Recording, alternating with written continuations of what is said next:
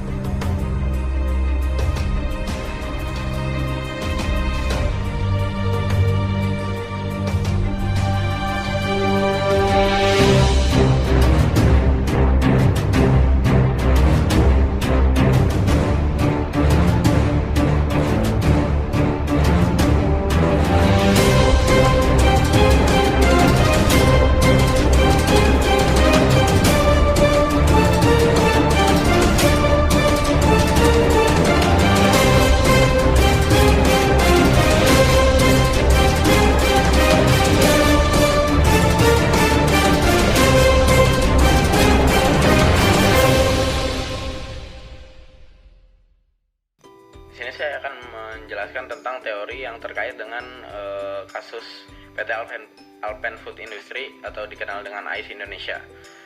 Sebelumnya saya akan menjelaskan terlebih dahulu teori-teori etika dalam berbisnis.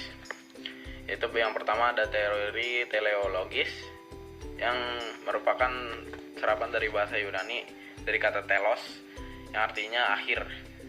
Teori ini suatu tindakan ditentukan oleh konsekuensi akhirnya daripada ciri atau tindakan itu sendiri. Dan yang kedua ada teori deontologis. Teori deontologis ini juga berasal dari kata Yunani, dari kata deon yang artinya tugas. Tugas atau kewajiban adalah konsep dasar dalam teori ini. Tindakan tertentu itu dinyatakan benar bukan dari menguntungkan diri sendiri atau orang lain, namun dari aturan atau hukum yang melatar belakangi tindakan tersebut. Terkait dengan kasus PT Alpen Food Industry atau dikenal dengan ICE Indonesia,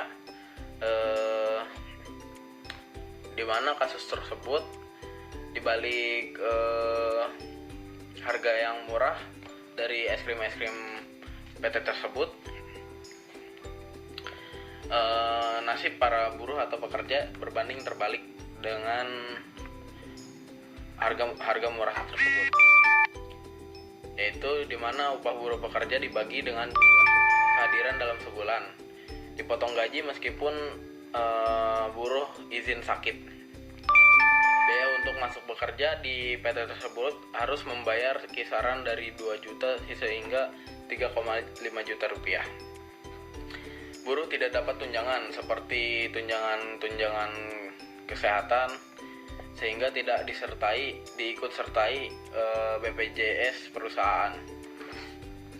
Nah, di sini kesalahan dari PT tersebut tidak menggunakan dua teori yang sudah saya jelaskan sebelumnya, yaitu teori teleologis dan teori deontologis, di mana perusahaan tersebut tidak memikirkan konsekuensi akhir dan tidak mengikuti aturan atau hukum yang berlaku.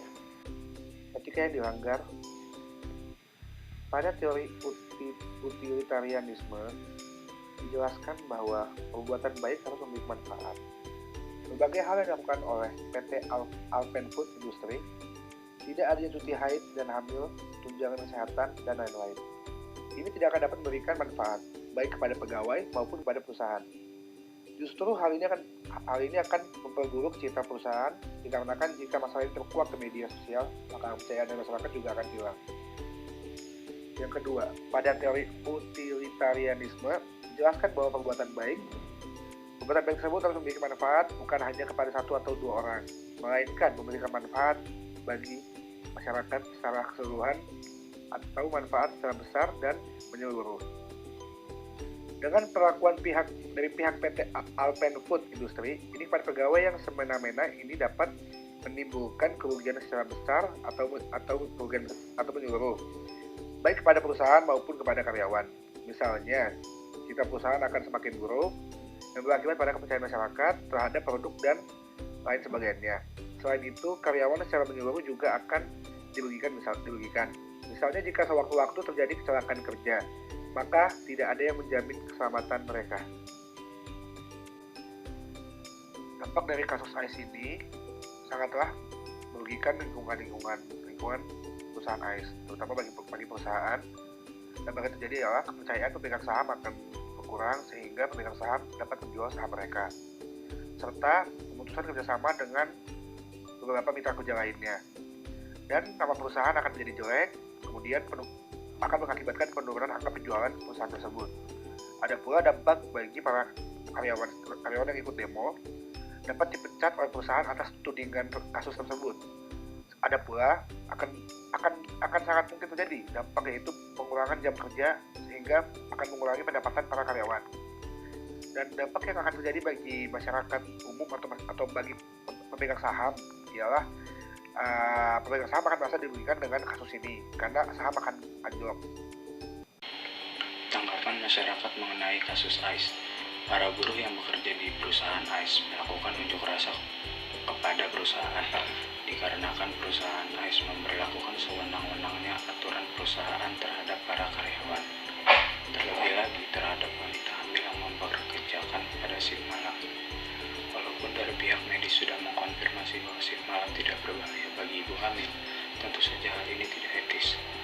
Karyawan yang sedang hamil tetap dipekerjakan hingga malam hari, dan banyak pemutusan hubungan kerja atau PHK yang dilakukan secara sepihak oleh perusahaan AIS.